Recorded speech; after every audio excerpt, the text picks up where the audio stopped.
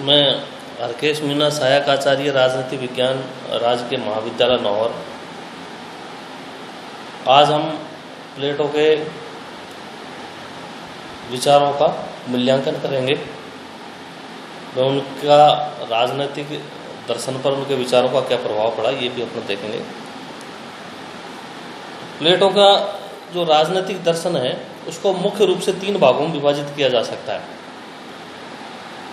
एक, उसके दर्शन में काल्पनिक तत्व, दूसरे यूनानी तत्व, और तीसरी चीज ऐसी थी शाश्वत तत्व। तो प्लेटो के दर्शन में जो काल्पनिक तत्व थे वो काल्पनिक तत्व जिनमें अपन मुख्य रूप से परिवार का साम्यवाद, राज्य की जनसंख्या को 3 वर्गों में विभाजित करना, दार्शनिक शासन की अवधारणा, और ये इस तरह की बातें थी जो प्लेटो के दर्शन में पूरी तरह से काल्पनिक मानी जाती है। हालांकि जो काल्पनिक दर्शन होता है, जो काल्पनिक बातें होती है, वो उन काल्पनिक विचारों में भी एक आदर्शात्मक सत्य विद्यमान होता है। और ये जो आदर्शात्मक सत्य होता है वो अनेक विचारकों को प्रेरणा प्रदान करता है। उसके बाद प्लेटो के जो दर्शन में यूनानी तत्व थे, जो तत्कालीन यूनान में विद्वान थे और उन्होंने ऐसे कैसे उनको जो है अपने विचारों में एडॉप्ट किया। तो जैसे मैंने आपको पहले बताया था, प्लेटो के लेसन में अपन ने ये पढ़ा है कि प्लेटो ने राज्य की निश्चित जनसंख्या को स्वीकार किया और उन्होंने 5040 के आसपास जो है एक निश्चित जनसंख्या बताई है कि इतनी जनसंख्या आदर्श नगर राज्य की होनी चाहिए। तो ये जो निश्चित जनसंख्या की अवधारणा है ये तत्कालीन यूनानी नगर राज्यों की वास्तविक स्थितियों के अनुरूप है। शिक्षा की योजना और शिक्षा का जो पाठ्यक्रम है वो जिस तरह का उन्होंने जो पाठ्यक्रम दिया है वो एथेंस और स्पार्टा नगर राज्यों में इस तरह की शिक्षा पद्धति थी। उस शिक्षा पद्धति को उससे उन्होंने जो है प्रेरणा दी और इस तरह का पाठ्यक्रम अपने जो है शिक्षा संबंधी विचारों में उन्होंने दिया है। सैनिक शिक्षा को भी शामिल किया है। शारीरिक बल और आत्मबल पर जोर दिया है। स्त्री और पुरुष को समान अधिकार, स्पार्टा में जो है सामाजिक और राजनीतिक जीवन में स्त्री और पुरुषों को समान अधिकार प्रदान किए गए थे।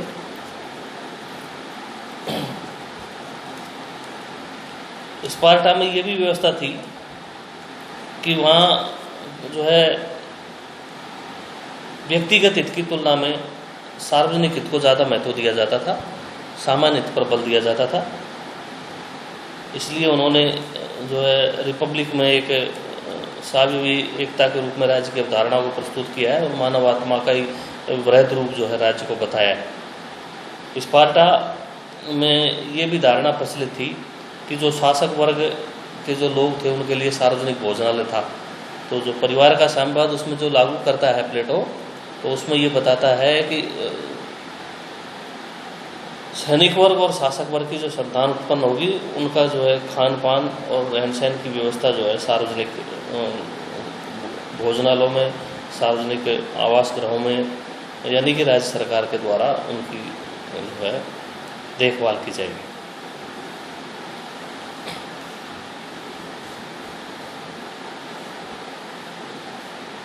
साम्यवाद की जो योजना है, तो साम्यवाद की योजना भी स्पार्टा में ऐसी योजना प्रचलित थी। वहाँ का जो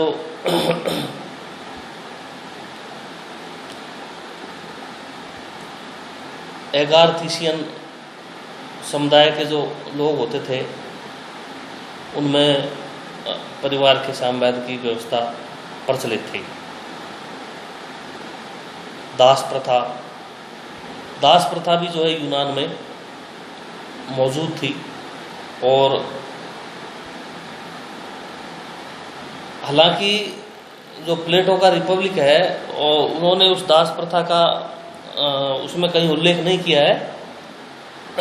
लाज में वो दास प्रथा का समर्थन करता है, लेकिन विद्वान ये कहते हैं कि प्लेटो के द्वारा रिपब्लिक में जो अपने विचार लिखे गए और उस विचारों में कहीं भी दास प्रथा का उल्लेख नहीं था, यानी दास प्रथा पर वो मौन थे। इसका मतलब ये है कि कहीं न कहीं उनको दास प्रथा का समर्थन, वो जो है दास प्रथा के समर्थक थे। तो ये जो विचार है ये प्लेटो की रचनाओं में यूनानी तत्व माने जाते हैं, यानी यूनान का उन पर प्रभाव था, यूनानी विचारों का उन पर प्रभाव था। अब कुछ बातें ऐसी है जो प्लेटो की रचनाओं में कुछ बातें ऐसी है जो शाश्वत सत्य है। उसमें सबसे पहले आता है कि राज्य का उद्देश्य क्या होना चाहिए। और राज्य के उद्देश्य के बारे में प्लेटो ने ये कहा कि राज्य का उद्देश्य है समाज के सार्वजनिक हित की अधिकतम पूर्ति करना। और वर्तमान में भी राज्य का यही उद्देश्य है, पहले भी यही उद्देश्य था। अर्थात ये जो बात है वो प्लेटो के विचारों में एक शाश्वत सत्य के रूप में पाई जाती है कि राज्य का उद्देश्य जो है सामान्य हित की अधिकतम पूर्ति करना।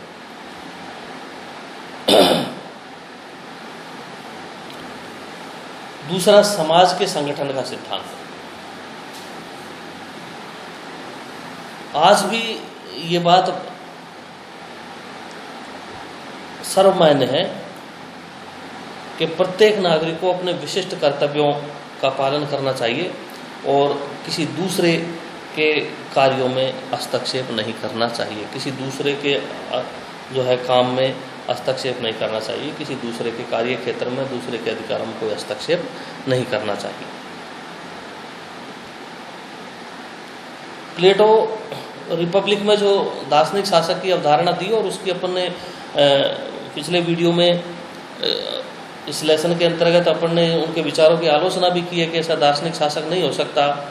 लेकिन उनका जो कहने का मतलब था वो ये था कि शासक वर्ग बुद्धिजीवी होना चाहिए। जो राजा बनता है, जो राज्य कार्य का संचालन करता है, वो बुद्धिजीवी होना चाहिए, विवेकवान होना चाहिए, धैर्यवान होना चाहिए। ऐसे व्यक्ति को जो है राजा बनाया जाना चाहिए। उनका कहने का मतलब ये था। तो वास्तव में ये एक शाश्वत सत्य है कि हमेशा सद्गुणी व्यक्ति को, विद्वान व्यक्ति को, बुद्धिमान व्यक्ति को जो है राजा बनाना चाहिए। यदि दुष्ट, दुर्गुणी और अज्ञानी व्यक्ति राजा बन जाएगा तो वो सत्ता का दुरुपयोग करेगा और वो शासन कार्य भी ठीक ढंग से संचालित नहीं कर पाएगा।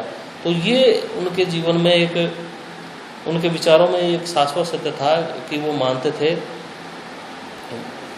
शासन वर्ग पर या शासन व्यवस्था पर बुद्धिजीवी ही विराजमान होने चाहिए या उन्हीं के द्वारा शासन व्यवस्था संचालित की जानी चाहिए। आज भी हम स्त्री पुरुष की समानता पर बल देते हैं। तो प्लेटो ने उस जमाने में भी ये बात कही थी कि नर नारी में समानता है।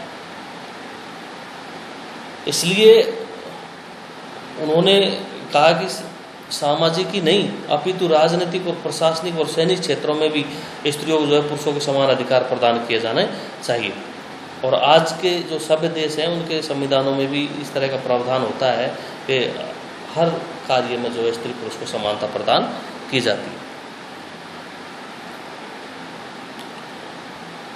उसके जो शिक्षा संबंधी विचार थे,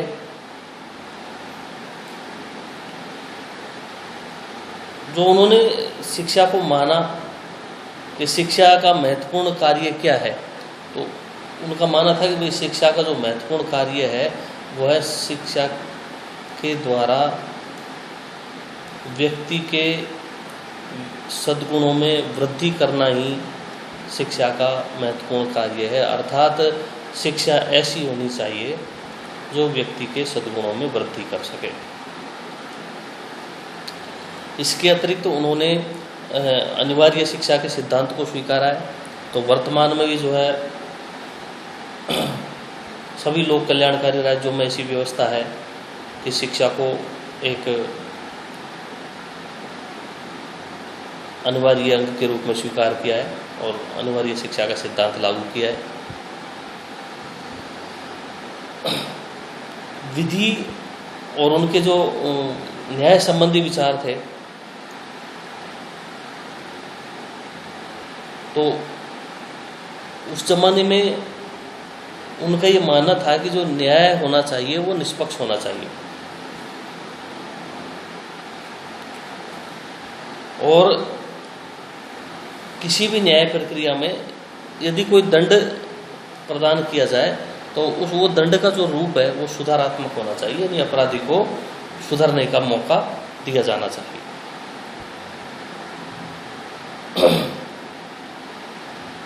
इसके अलावा जो अन्य शाश्वत सत्य जो है वो निश्चित जनसंख्या, उनका निश्चित जनसंख्या से ये मतलब था कि राज्य को हमेशा ये ध्यान रखना चाहिए कि राज्य की जनसंख्या बहुत ज़्यादा कम और बहुत ज़्यादा अधिक न हो, ये भी उनको बराबर ध्यान रखना चाहिए। तो ये भी उनकी रचना में एक शाश्वत सत्य था। दूसरा, राज्य के जो लोग थे उनके स्वास्थ्य के बारे में भी वो जो है सजग दिखते हैं, और वर्तमान में भी ये व्यवस्था है कि स्वास्थ्य की, नागरिकों का जो स्वास्थ्य है वो सही रहे, किसी प्रकार की कोई बीमारियां न आए। ये जो उनकी रचनाओं में शाश्वत सत्य थे। अब प्लेटो का प्रभाव क्या हुआ? तो प्लेटो बहुत ही प्रभावशाली राजनीतिक विचारक थे।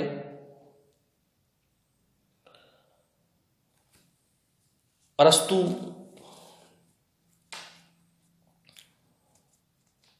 ने जो है प्लेटो के रिपब्लिक संबंधी विचारों की आलोचना की है, लेकिन बहुत सारे लाज के विचारों का जो है अरस्तु ने अनुकरण किया है। उसके अलावा पोलिबियस, संत Augustine, Hobbes, Montesquieu,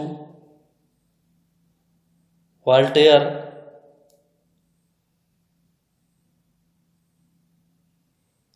can't, Hegel, Green आदि राजनीतिक विचारकों के ऊपर भी जो है प्लेटो का काफी प्रभाव पड़ा है। धन्यवाद।